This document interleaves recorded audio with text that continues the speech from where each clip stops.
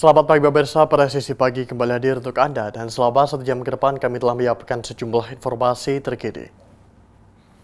Bersama saya Bribda Faisal Ridho, kita lihat dulu 3 berita utama pagi ini. Ungkap duka cita mendalam atas insiden pembubaran demo yang menewaskan pengemudi ojek online, Afan Kurniawan. Kapolri Jenderal Polisi Listio Sigit Prabowo secara langsung mengunjungi keluarga Afan Kurniawan pada Kamis malam di RSCM.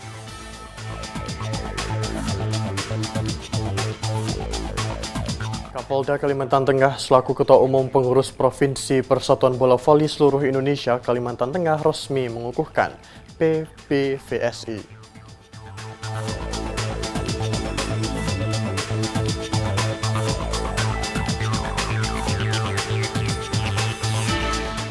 Polda Sumatera Barat berhasil mengungkap 3 kasus pembunuhan dan mutilasi yang terjadi di wilayah hukum Sumatera Barat.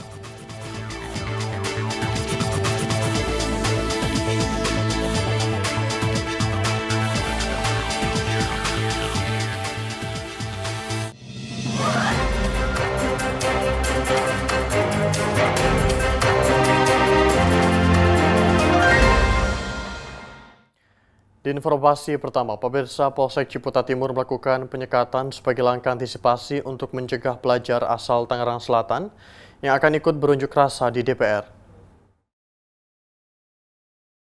Kapolsek Ciputat Timur Bambang Askar Sodik menegaskan penyekatan dilakukan di 13 titik lokasi, beberapa di antaranya adalah stasiun kereta. Selain stasiun, personil kepolisian juga akan berjaga di akses jalan utama yang menjadi akses menuju Jakarta. Penyekatan juga dilakukan di jalan perlintasan menuju arah Jakarta. Tak hanya itu, untuk memastikan para pelajar Tangsel tidak terprovokasi ikut demo di DPR, Polres Ciputat Timur juga telah melakukan mitigasi dengan berkoordinasi dengan guru dan kepala sekolah yang ada di Tangsel.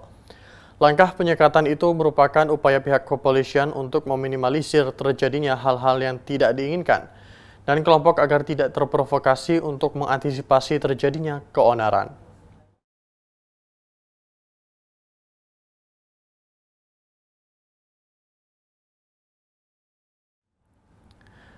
Dan pemirsa, untuk mengetahui bagaimana Polsek Ciputat Timur Polres Tangerang Selatan melakukan penyekatan di 13 titik lokasi sebagai langkah antisipasi untuk mencegah pelajar asal Tangerang Selatan yang akan ikut berunjuk rasa di DPR.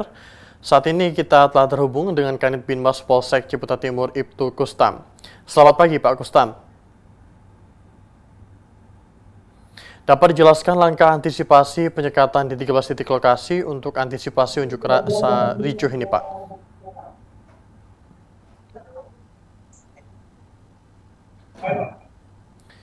Baik, dapat dijelaskan langkah antisipasi penyekatan di 13 titik lokasi untuk antisipasi unjuk rasa ricuh ini, Pak.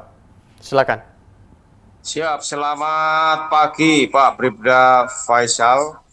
Kami mewakili Bapak Kapolsek Ciputat Timur terkait dengan kegiatan penyekatan pelajar di usia dini untuk tidak mengikuti kegiatan-kegiatan yang diprovokasi oleh oknum masyarakat yang tidak bertanggung jawab.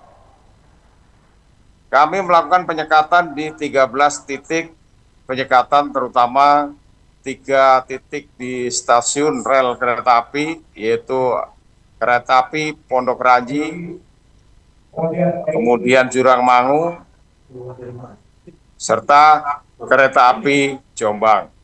Kemudian juga di beberapa titik di jalur-jalur pangkalan bus, kemudian juga di sekolah-sekolah yang siswanya cukup banyak, karena kemarin telah ditemukan oknum pelajar dari wilayah luar Tangsel yang bermuara ke stasiun Pondok Ranji.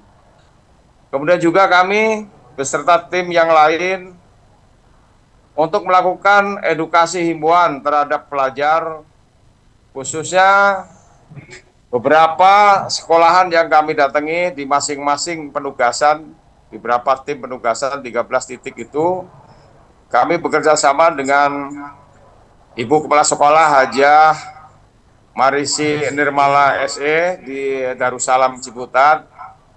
Sangat humanis untuk menyampaikan himbauan Kamtibmas agar siswa-siswi di bawah umur atau pelajar di bawah umur tidak serta-merta lari-larian di jalan, ngejar-ngejar truk untuk mencapai sasaran gedung DPR yang tidak sinkron dengan pengemudi. Yang akhirnya ketika dapat tidak tercegah oleh pihak kepolisian, mereka pun akan diturunkan oleh pihak pengemudi, tidak nyampe sasaran. Jadi mereka keleleran di jalan. Yang akhirnya dengan temuan hal seperti itu, kami dari Polsek Ciputat Timur dipimpin langsung oleh Bapak Kompol Bambang Askar Sodik, langsung dibagi 13 titik untuk pengamanan atau penyekatan terhadap pelajar di bawah umur. Begitu Pak Faisal. Dari informasi yang kami dapat bahwa salah satu titik penyekatan adalah stasiun kereta api. Dapat dijelaskan, Pak?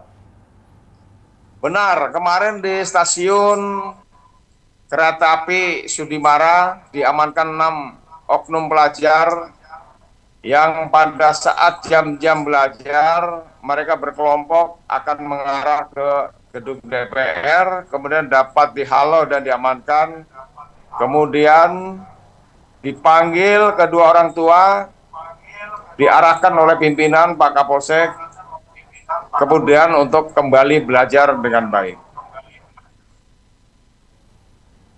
Terlihat beberapa siswa diamankan di stasiun kereta api Jombang Ciputat, Pak. Dapat diceritakan? Benar, pada saat kami melakukan atau rekan kami melakukan tindakan pengamanan terhadap pelajar di stasiun Jombang, kemudian diamankan dan dibawa ke Polsek Ciputat Timur untuk dilakukan pendataan dan dicek jam belajar, apakah di luar jam belajar atau masih masa belajar. Kemudian tindakan dari tim penyidik melakukan pemeriksaan dan kemudian dipanggil kedua orang tua untuk disampaikan himbauan-himbauan oleh pimpinan langsung Pak Kapolsek. Demikian. Selain itu, Bapak juga melakukan edukasi kepada siswa di sekolah. Himbauan apa yang Anda berikan, Pak? Ya, beberapa saat ada beberapa sekolah juga, termasuk di Lembaga Pendidikan Darussalam, Yayasan Darussalam Ciputat, kami sudah berkolaborasi baik dengan pimpinan sekolah, para guru, dan dapat mengumpulkan sejumlah siswa.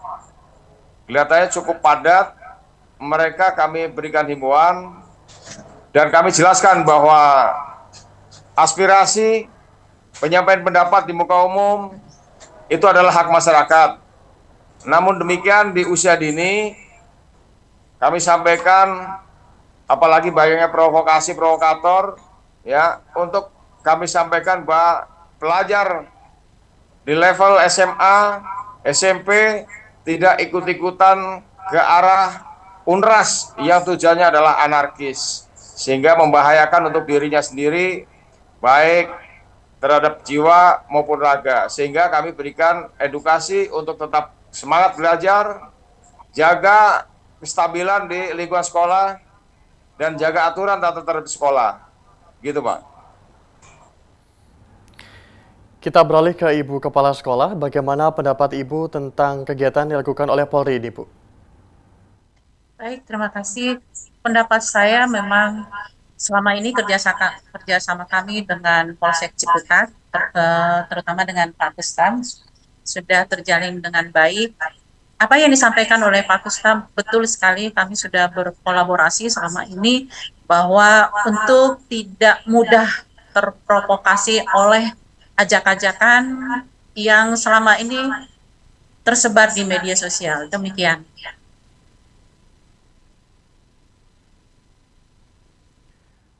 Kita kembali ke Pak Kustam. Pesan kepada para siswa agar siswa selalu giat belajar dan mementingkan keselamatan serta masa depan, Pak. Baik, Pak Faisal. Pesan terhadap para siswa, kami menjelaskan lebih awal bahwa penyampaian pendapat di muka umum adalah haknya masyarakat atau di tempat-tempat yang mereka tuju, itu adalah haknya masyarakat. Namun demikian, kami memberikan bayangan ketika saja mereka usia dini, ada oknum provokator yang masuk ke lingkungan atau lembaga sekolah, kami jelaskan bahwa tidak usah ikut-ikutan, apalagi sempat naik truk bak terbuka yang tidak tepat sasaran dan tidak berkomunikasi dengan pengemudinya. Kemudian disitulah mulai ada, kami jelaskan, mulai ada penekanan dari pihak siswa. Ketika siswa tidak diikutin oleh pihak pengemudi, akhirnya akan terjadinya anarkis ricuh, baik terhadap pengemudi maupun akan diturunkan siswa-siswa yang naik truk bak terbuka itu. Jadi kami sampaikan hal seperti itu, dan kami juga menyampaikan rekan-rekan yang hadir ke gedung DPR, cukup kita berdoa di sini agar dapat terrealisasi tujuan aspirasi yang baik, humanis. Itu saja sih sebetulnya. Baik, terima kasih Kanit Binmas Polsek Ciputat Timur Ibtu Kustam telah bergabung bersama kami di Polri TV. Selamat pagi dan salam presisi, Pak. Salam presisi. Di informasi berikutnya, pemirsa, Polda Sumatera Barat berhasil mengungkap 3 kasus pembunuhan dan mutilasi yang terjadi di wilayah hukum Sumatera Barat, termasuk salah satunya kasus pembunuhan janin yang diungkap oleh Polresta Padang. Konferensi pers terkait pengungkapan kasus ini digelar di halaman Mapolda Sumbar, Selasa 26 Agustus 2025 pagi. Polda Sumbar ungkap kasus mutilasi dan pembunuhan di 3 wilayah. 4 tersangka telah dihadirkan. Kepolisian daerah Sumatera Barat menggelar konferensi pers pengungkapan sejumlah kasus pembunuhan dan mutilasi yang terjadi di wilayah hukum Polresta Padang, Polres Padang Pariaman, dan Polres Solok Selatan. Kegiatan ini berlangsung di halaman depan Mapolda Sumatera Barat pada Selasa 26 Agustus 2025. Konferensi pers ini dipimpin langsung oleh Kapolda Sumatera Barat dengan didampingi oleh Dirreskrim Om, Kabid Humas, Kapolresta Padang, Kapolres Padang Pariaman, Kapolres Solok Selatan, Kapolres Pesisir Selatan, serta para Kasat Reskrim dari masing-masing wilayah. Dalam kesempatan tersebut, polisi menghadirkan 4 tersangka beserta puluhan barang bukti. Kasus pertama ditangani oleh Polres Padang Pariaman yang berhasil mengungkap kasus mutilasi yang menewaskan 3 korban perempuan, yakni inisial SA, SOR, dan AA. Tersangka inisial SJP diduga kuat melakukan pembunuhan berencana terhadap korban SA setelah cekcok masalah hutang piutang. Korban dianiaya hingga tewas, kemudian dimutilasi dengan menggunakan parang dan jasadnya dibuang ke aliran Sungai Batanganai. Dari hasil pengembangan, tersangka juga mengakui telah membunuh 2 korban lain, SOR dan AA, sekitar 1,5 tahun yang lalu. Kemudian korban dibunuh dengan cara disekap dan dipukul menggunakan tongkat besi, lalu jasadnya dibuang ke dalam sumur di rumah pelaku. Motif pelaku diduga karena masalah hutang piutang dan kecemburuan. Polisi menjerat tersangka dengan pasal 340 dan 338 junto pasal 65 KUHP dengan ancaman pidana mati, penjara seumur hidup, dan penjara maksimal 20 tahun. Kasus berikutnya ditangani oleh Polres Solok Selatan dengan berhasil mengungkapkan kasus pembunuhan terhadap 2 perempuan, yakni IL dan RB. Tersangka berinisial KA tega menghabisi nyawa kedua korban setelah dimaki karena urusan hutang. Tidak berhenti sampai di situ, pelaku juga mengambil ponsel korban dan memindahkan saldo rekening korban melalui aplikasi Brimo. Polisi menjerat tersangka dengan pasal 340 dan 338 junto pasal 65 KUHP dengan ancaman pidana mati atau penjara seumur hidup. Kasus ketiga ditangani oleh Polresta Padang yang berhasil mengungkapkan kasus pembunuhan bayi oleh pasangan HAP dan DAS. Dari hasil penyidikan, keduanya diduga memiliki hubungan gelap hingga menyebabkan kehamilan. Saat tersangka melahirkan bayi perempuan berusia 7 bulan kandungan, bayi tersebut tidak bergerak. Tersangka kemudian membungkus jasad bayi dengan plastik dan menyerahkan kepada Heru untuk dikuburkan di Bukit Seberang Panggalan, Batangarau, Kota Padang. Kasus ini dijerat dengan UU Perlindungan Anak dan pasal 342 KUHP tentang pembunuhan anak dan ancaman hukuman mati maksimal 15 tahun penjara. Kapolda Sumatera Barat juga menyampaikan bahwa keberhasilan pengungkapan kasus ini menunjukkan keseriusan kepolisian dalam menegakkan hukum dan memberikan rasa aman terhadap masyarakat. Dari Polda Sumatera Barat, saya Brigadir Breta Suci Stefani melaporkan. Salam presisi. Pemirsa, tetaplah bersama kami, Presisi Pagi akan segera kembali.